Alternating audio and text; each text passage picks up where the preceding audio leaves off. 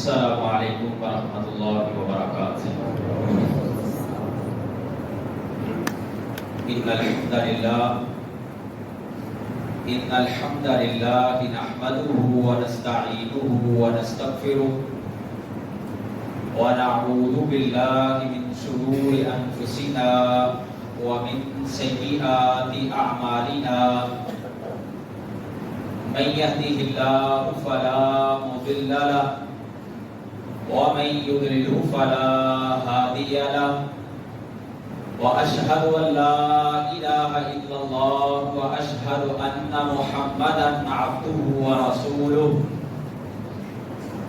أما بعد فأعوذ بالله من الشيطان الرجيم، يا أيها الذين آمنوا اتقوا الله حق تقاته ولا تموتن إلا وأنتم مسلمون، يا أيها الناس اتقوا ربكم الذي خلقكم من نفس واحدة وخلق منها زوجها وبث منهما رجالا كثيرا ونساء، واتقوا الله الذي تساءلون به والأرحام إن الله كان عليكم رقيبا، يا أيها الذين آمنوا اتقوا الله وقولوا قولا سديدا يصلح لكم أعمالكم ويغفر لكم ذنوبكم، ومن يطع الله ورسوله فقد فاز فوزا عظيما، أما بعد فإن خير الحديث كتاب الله، فإن خير الهدي هدي محمد صلى الله عليه وسلم، وشر الأمور محدثاتها وكل محدثة بدعة وكل بدعة ضلالة وكل ضلالة في النار۔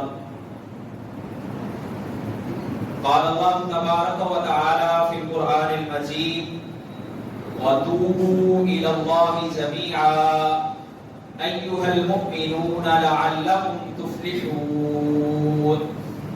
وقال الله في مقام آخر: يا أيها الذين آمنوا توبوا إلى الله توبة نصوحا عسى ربكم أن يكفر عنكم سيئاتكم ويدخلكم جنات تجري من تحتها الأنهار۔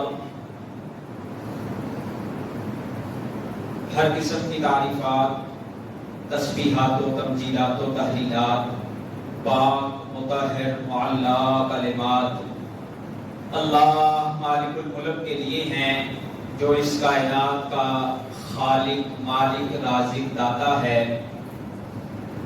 درود و سلام آقا دو جہاں، سرور کونین، تاجدار انبیاء، ختم الرسل، امام الموحدین، امام المجاہدین، جناب حضرت محمد رسول اللہ صلی اللہ علیہ وسلم کی ذات اقدس کے لیے ہیں۔ محترم سامعین و سامعات، لائق ست تقریب میرے معزز بھائیوں، آج ہم 23واں روزہ رکھ کے اللہ کے گھر میں جمعے کی نماز پڑھنے کے لیے آئے ہیں، اور شاید کہ یہ رمضان کا آخری جمعہ ہو یا اللہ ہمیں ایک اور جمعہ عطا فرما دیں۔ یقیناً اس مبارک موقع پہ ہمیں اپنے اللہ سے یہ دعا کرنی چاہیے کہ اللہ آپ کے بندے جو ریاستیں، دنوں کے صیام، راتوں کے قیام، قرآن کی تلاوتیں، صدقات و خیرات ہیں، اے اللہ ان کو شرف قبولیت عطا فرما دیجیے، اور جو دن باقی ہیں ہمیں ان سے کما حقہ استفادہ کی توفیق عطا فرما دیجیے۔ میرے بھائیوں، یہ رمضان کا مہینہ، اللہ رب العالمین نے اس مہینے کو بڑی خصوصیات عطا فرمائی۔ رسول اللہ صلی اللہ علیہ وسلم فرماتے ہیں کہ اللہ رب العالمین اس میں جنت کے دروازے کھول دیتے ہیں، اور جہنم کے دروازوں کو بند کر دیتے ہیں. اور ایک حدیث میں رسول اللہ صلی اللہ علیہ وسلم نے فرمایا کہ اللہ کی جنت کے 8 دروازے ہیں اور ایک دروازے کی جو چوڑائی ہے وہ اللہ نے اس قدر بنائی ہے کہ اس میں سے اگر 70,000 لوگ ایک دفعہ گزرنا چاہیں تو انہیں گزرتے ہوئے کوئی تنگی محسوس نہیں ہوگی. اور اس ماہ مبارک میں یہ جنت کے 8 کے 8 دروازے اللہ رب العالمین کی طرف سے کھول دیے جاتے ہیں اور پکارے لگانے والا پکارے لگا لگا کے آوازیں دے رہا ہوتا ہے یا باغی الخیر اقبل، اے خیر کے چاہنے والے تو آجا، اللہ نے تیرے لیے ماحول ایسا بنا دیا ہے، نیکی کرنا تیرے لیے آسان بنا دیا گیا. وَيَا بَاغِيَ الشَّرِّ أَقْصِرْ، اے گناہوں کے رسیا جس کی زندگی گناہوں کی عادی ہو چکی ہے، جس نے اپنے آپ کو گناہوں میں ڈال رکھا ہے، اے گناہ کرنے والے اب تو گناہوں سے ڈوب جا. اور رسول اللہ صلی اللہ علیہ وسلم فرماتے ہیں اللہ رب العالمین نے رمضان کو یہ بھی خصوصیت عطا فرمائی ہے وَلِلَّهِ عُتَقَاءُ مِنَ النَّارِ، اللہ اس رمضان میں لوگوں کی گردنوں کو جہنم سے آزاد کرتے ہیں. اور فرمایا کہ ہمارے ہاں بعض لوگوں نے تقسیمیں بنا رکھی ہیں، یہ پہلا عشرہ رحمت کا ہے، دوسرا عشرہ مغفرت کا ہے، تیسرا عشرہ جہنم سے آزادی کا ہے. رسول اللہ صلی اللہ علیہ وسلم تو فرماتے ہیں وَذَلِكَ فِي كُلِّ لَيْلَةٍ، یہ لوگوں کو جو جہنم سے آزادیاں ملتی ہیں یہ رمضان کی ہر رات میں اللہ کی طرف سے ملتی ہیں. اللہ رب العالمین لوگوں کو جہنم سے آزاد کرتے ہیں. تو میرے بھائیوں اس رمضان کا معافی کے ساتھ بڑا گہرا تعلق ہے. اپنے گناہوں کو معاف کروانا، اپنے بدن کو پاک اور صاف کر لینا، اس کا رمضان کے ساتھ بڑا گہرا تعلق ہے. کیونکہ شیاطین جو سر قسم کے ہیں، سرکش قسم کے، ان کو اللہ نے جکڑ دیا ہے، جہنم کے دروازوں کو بند کر دیا ہے، نیکی کا ماحول پیدا کر دیا گیا ہے. اسی لیے رسول اللہ صلی اللہ علیہ وسلم نے فرمایا آمین آمین آمین. آپ اپنے ممبر پہ تشریف لائے، آپ سیڑھیوں پہ پاؤں رکھتے جا رہے ہیں اور آمین کہتے جا رہے ہیں. صحابہ نے جب معمول سے ہٹ کے یہ کام دیکھا تو پوچھا اللہ کے نبی صلی اللہ علیہ وسلم آپ پہلے بھی ممبر پر آیا کرتے تھے، ہم نے کبھی اس طرح نہیں دیکھا، آج کیا وجہ ہوئی؟ رسول اللہ صلی اللہ علیہ وسلم فرماتے ہیں آج میرے پاس فرشتوں کا سردار جبرائیل آیا تھا اور اس نے آ کے 3 بددعائیں کی ہیں. یہ فرشتوں کا سردار بددعائیں کر رہا ہے اور نبیوں کے سردار جناب محمد رسول اللہ صلی اللہ علیہ وسلم اس پہ آمین کہہ رہے ہیں.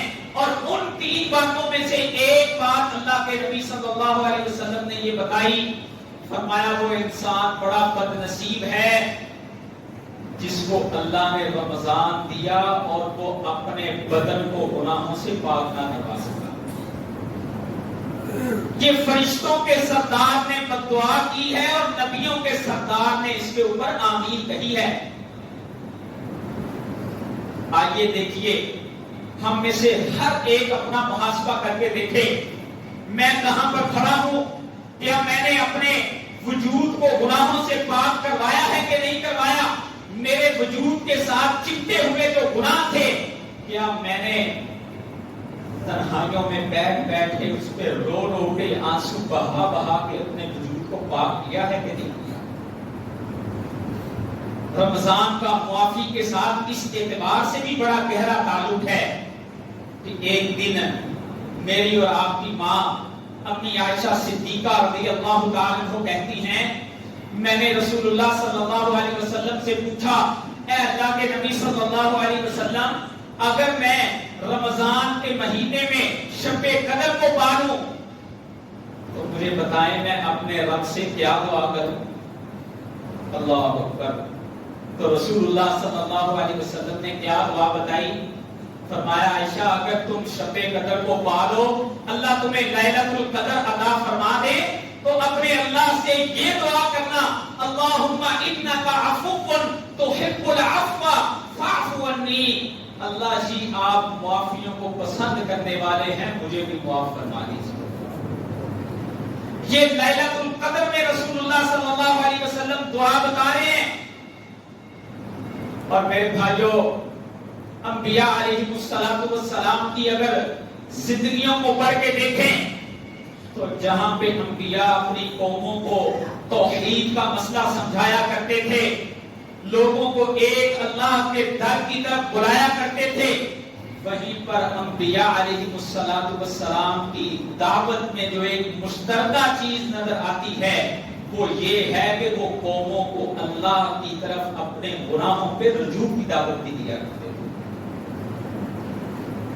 قوم ہود کا تذکرہ پڑھ کے دیکھ لیں، قوم صالح کا تذکرہ پڑھ کے دیکھ لیں، یہ سارے انبیاء اپنی قوموں کو آگے یہی کہا کرتے تھے یا قوم استغفروا ربکم انہ کان غفارا.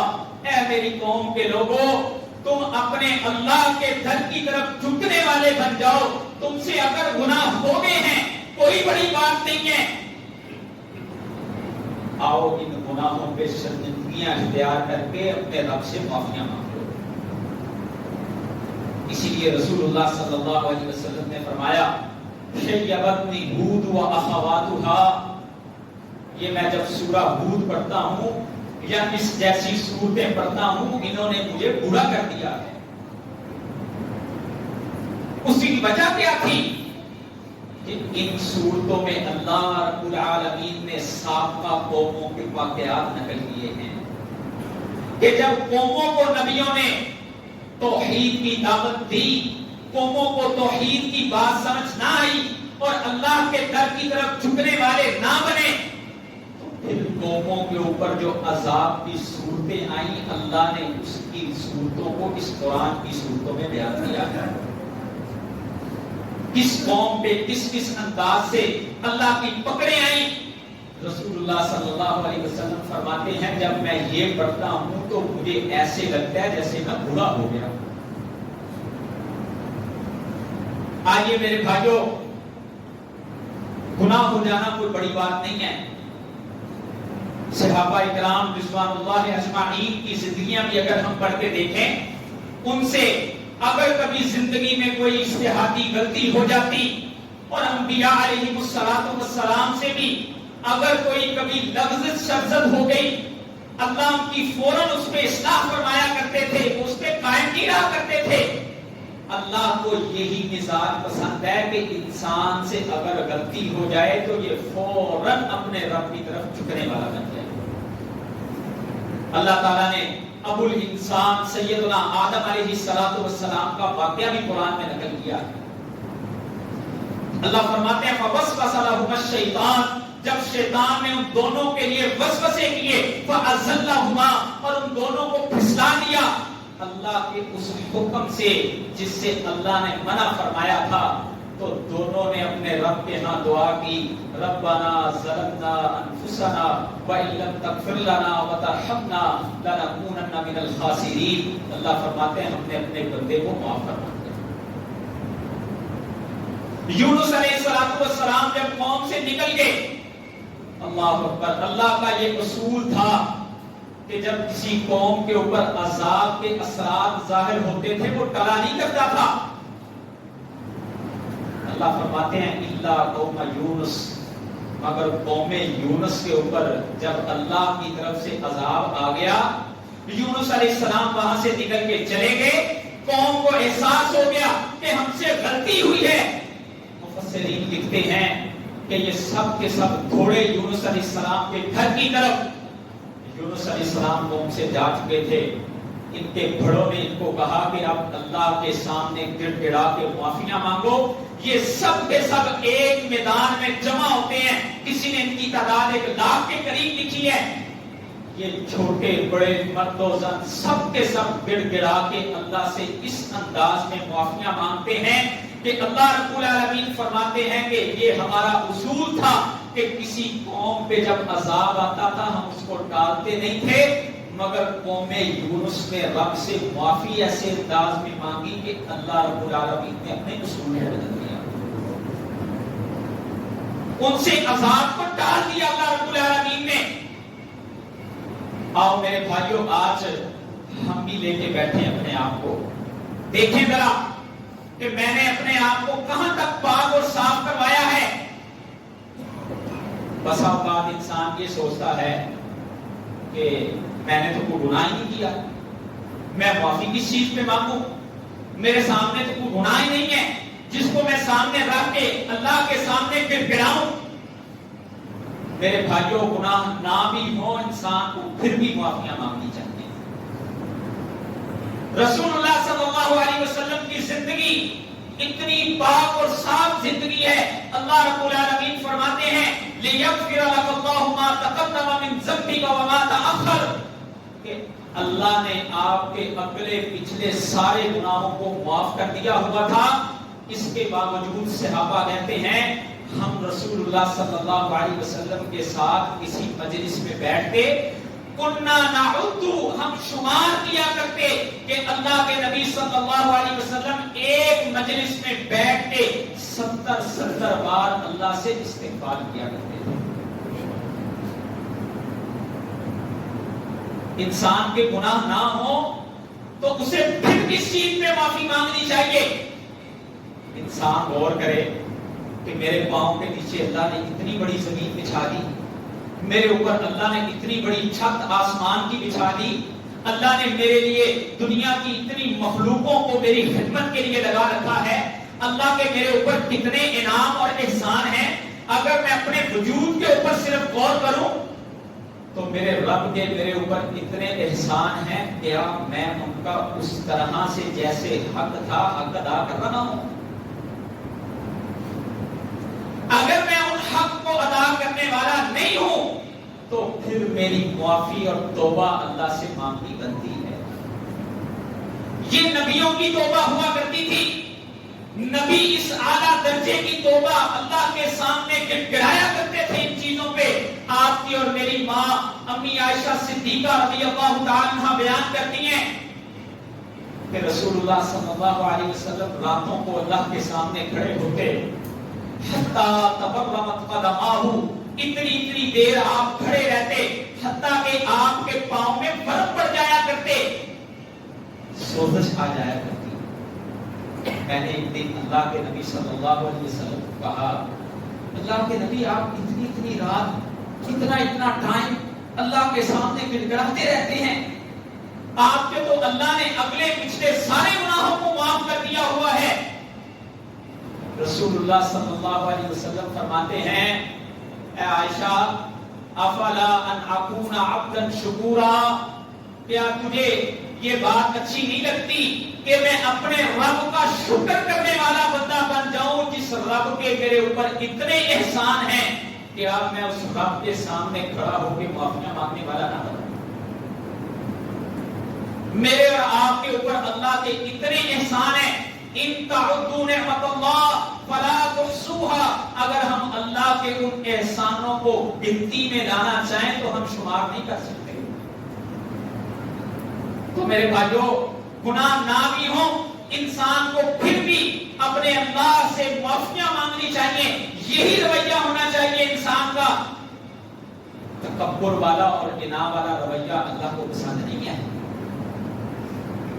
اور پھر بسا اوقات ہم دیکھتے ہیں بعض لوگ اپنی زبان سے یہ کلمات بھی کہتے ہیں، ہم بڑے گناہ گار ہیں جی، ہمیں اللہ نے کہاں معاف کرنا ہے، میری تو زندگی گناہوں سے ایسی لت پت ہے، مجھے تو معافی نہیں ملے گی۔ اللہ اکبر، یہ بھی نا امیدی ہے، یہ مایوسی ہے۔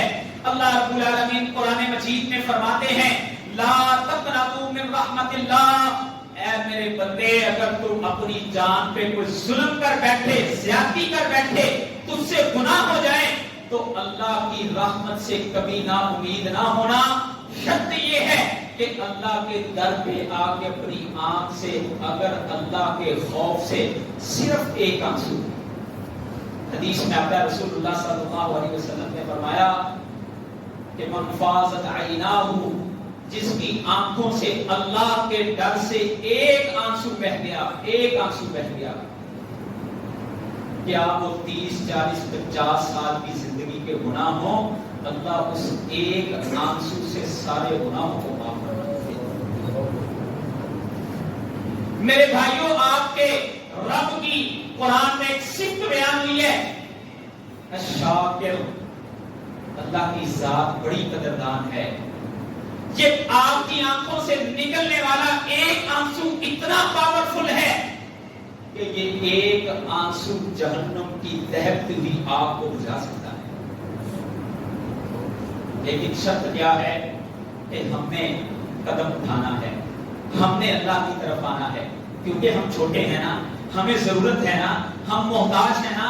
اللہ کی ذات تو غنی ہے، وہ تو لاپرواہ ہے، اور یہ اپنے ذہنوں سے نکال دیں کہ جو اللہ کے در پہ آئے اللہ اسے معاف نہیں کرتے۔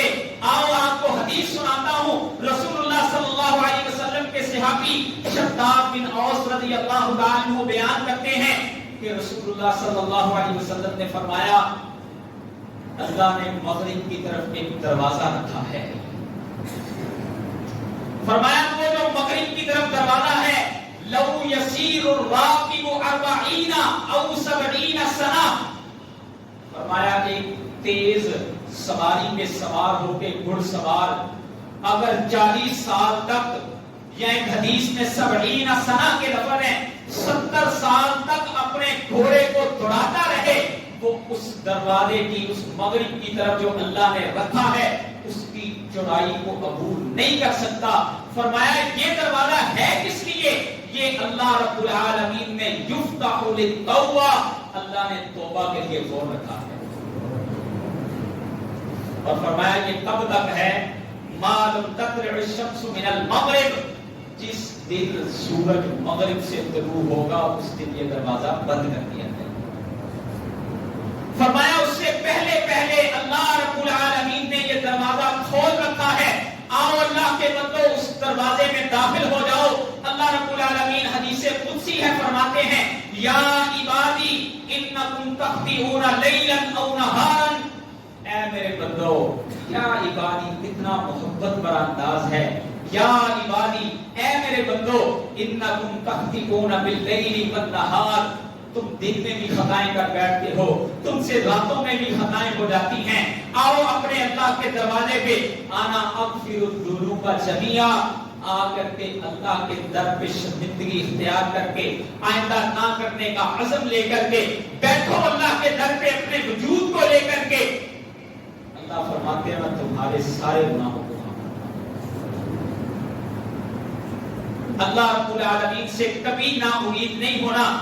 رسول اللہ صلی اللہ علیہ وسلم نے فرمایا طوبی لمن وجد فی صحیفته استغفارا کثیرا، فرمایا اس آدمی کے لیے توبہ ہے، اور توبہ کیا ہے؟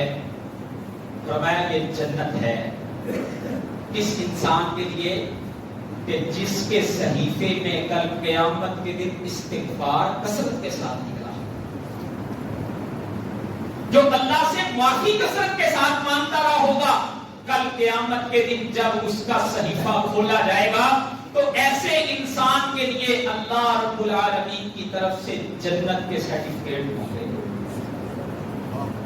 اور میرے بھائیوں، ایک حدیث میں آتا ہے اللہ رب العالمین کے سامنے جب اللہ کا بندہ ہے جو گناہوں میں لت پت ہو، جس کا وجود جو ہے وہ گندگیوں سے بھرا ہوا ہو، وہ اپنے آپ کو جب اللہ کے دربار میں آ کے سرنڈر کر دیتا ہے، اپنے آپ کو گرا دیتا ہے، اور اللہ کے سامنے جب گڑ گڑاتا ہے، اللہ کو یہ بندہ اتنا پسند آتا ہے، اتنا پسند آتا ہے، فرمایا جیسے تم میں سے کوئی آدمی ہو، وہ سفر پہ نکلا ہو، اس کی سواری گم ہو جائے اور وہ اب بیٹھ کر کے موت کا انتظار کرنے لگے، اور تھوڑی دیر بعد اس کی آنکھ لگتی ہے، آنکھ کھلتی ہے تو اس کو جب سواری ملتی ہے تو وہ فرحت میں، خوشی میں آ کے یہ کہہ دیتا ہے اے میرے بندے میں رب تجھ سے اس بات پہ بڑا خوش ہوتا ہوں.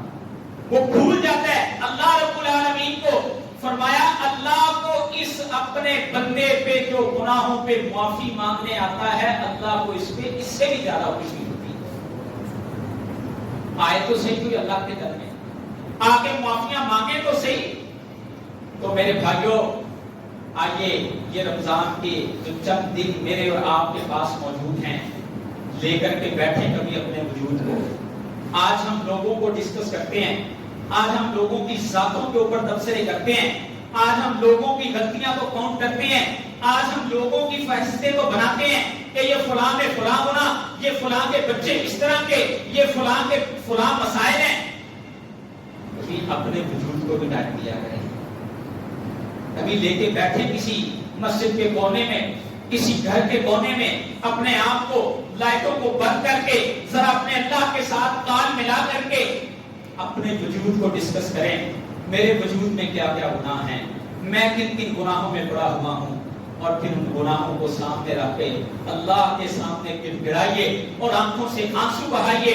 جب آپ کی آنکھ سے ایک آنسو نکلے گا اللہ رب العالمین ساری زندگی کے گناہوں کو معاف کرتا ہے. کوئی بڑے سے بڑا گناہ ہو جائے, رسول اللہ صلی اللہ علیہ وسلم کی ایک صحابیہ مشہور واقعہ ہے, قبیلہ غامدیہ کے ساتھ اس کا تعلق ہے. اللہ اکبر, گناہ کر بیٹھی.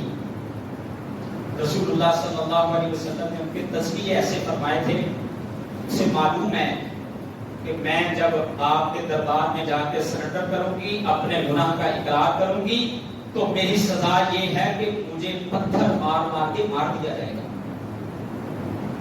اللہ اکبر. رسول اللہ صلی اللہ علیہ وسلم کے پاس آتے آپ نے فرمایا جاؤ بچہ ہوگا پھر آنا. وہ چلی گئی, دوبارہ آئی, آپ نے فرمایا ابھی بچے کو تمہاری ضرورت ہے, اس کو دودھ پلاؤ, جب یہ بچہ غذا کھانے کے قابل ہو جائے پھر میرے پاس آنا. یہ پھر رسول اللہ صلی اللہ علیہ وسلم کے پاس آتی ہے. اللہ کے نبی صحابہ کو حکم دیتے ہیں جاؤ اس کو لے کے جا کے اللہ اکبر زمین میں گاڑ کے پتھر مار مار کے رجم کر. صحابہ پتھر مار رہے ہیں, حضرت خالد بن ولید وہاں پر کھڑے تھے. حضرت خالد کے کپڑوں پر اس کے خون کے کچھ چھینٹے آ کے گر گئے. اللہ اکبر. حضرت خالد کہنے لگے کس بدکارہ عورت کا خون میرے کپڑوں کے اوپر آ کے لگ گیا. رسول اللہ صلی اللہ علیہ وسلم کو جب یہ پتا چلا کہ حضرت خالد نے یہ بات کی ہے تو اللہ کے نبی صلی اللہ علیہ وسلم حضرت خالد کو بلاتے ہیں. فرمایا خالد کیا تجھے پتا ہے لقد تابت توبۃ لو قسمت بین 70 من اہل المدینہ, اس نے اللہ کے ہاں ایسی توبہ کی تھی اگر اس کی توبہ کو مدینہ کے 70 لوگوں پر تقسیم کر دیا جائے لوسعتہم, اس کی توبہ ان سب کو گھیر لے گی اور اللہ سے ان سب کو معاف کروا دے گی. بھائیو بڑے سے بڑا گناہ بھی ہو جائے تو اللہ کے در میں آنے پہ دیر نہ کیا کرو. رسول اللہ صلی اللہ علیہ وسلم نے فرمایا کل بنی آدم خطاء وخیر خطائین التوابون. آدم کی ساری اولاد خطا کار ہے, ان سے غلطیاں ہو جاتی ہیں, لیکن ان غلطیاں کرنے والوں میں سے بہترین وہ لوگ ہیں کہ جب ان سے غلطی ہوتی ہے تو وہ دیر نہیں کرتے, فوراً اللہ کی طرف رجوع کر کے اس کے اوپر معافیاں مانگتے ہیں. بسا اوقات شیطان ہمیں یہ داؤ لگاتا ہے کوئی بات نہیں, ابھی بڑی زندگی ہے کر لیں گے, ابھی تو بڑی زندگی پڑی ہوئی ہے, اب یہ ذرا سیٹلمنٹ ہو لیں, یہ سارے معاملات کو ایک دفعہ سیدھا کر لیں, اس کے بعد پھر ایک ہی دفعہ توبہ کریں گے اور پکی توبہ کریں گے. یہ شیطان کا بہت بڑا بہکاوا ہے, بہت بڑا بہکاوا ہے. یہ شیطان کا بہت بڑا داؤ ہے.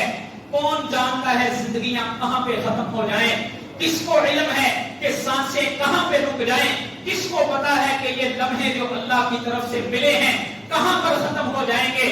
اور اللہ رب العالمین کا اصول یہ ہے جب وہ اجل کو گھڑی آ جاتی ہے پھر وہ ایک گھڑی نہ آگے کی جاتی ہے نہ پیچھے کی جاتی ہے. تو شیطان کے بہکاوے میں مت آئیے، فوراً جلدی کیجئے اپنے اللہ کی طرف، توبوا الی اللہ جمیعا۔ اللہ فرماتے ہیں مومنوں، ایھا المؤمنون، اے اللہ کے اوپر ایمان لانے والے مومن بندو، تم توبہ کرنے میں جلدی کیا کرو، لعلکم تفلحون، یہ گناہ ہو جائیں کوئی بات نہیں ہے، اللہ معاف کرنے کے اوپر قادر ہیں۔ اللہ کی ذات جب تمہیں معاف کر دے گی، تم توبہ کر لو گے تو تم کامیاب لوگوں میں سے ہوگا۔ تو آگے یہ رمضان کا جو مقصود تھا، رسول اللہ صلی اللہ علیہ وسلم نے جو فرمایا کہ وہ انسان بڑا بد نصیب ہے کہ جو اپنے گناہوں کو معاف نہ کروا سکا، لے کے بیٹھے ذرا ان باتوں میں جو اللہ کی طرف سے چند راتیں ہمارے پاس ہیں، اپنے وجودوں کو ڈسکس کریں، اپنے آپ کو گناہوں سے پاک کروا لیں، یہ بہت بڑی کامیابی ہے۔ اگر ہم نہ کروا سکے تو تصویر کا دوسرا رخ جو ہے وہ بڑا شدید ہے کہ وہ بڑی ناکامیاں ہوں گی، ہم محنتیں بھی کریں ان کا ثمر بھی نہ ملے، یہ انسان کے لیے ناکامی ہے۔ آئیے لے کر کے بیٹھ جائیں اپنے آپ کو، چھوٹے ہوں بڑے ہوں مرد و زن ہوں، اپنے آپ کو اللہ کے دربار میں پیش کر دیں اور اللہ سے معافیاں مانگنے والے بن جائیں۔ اللہ مجھے اور آپ کو ان خوش نصیبوں میں کرے جب رمضان بھی ختم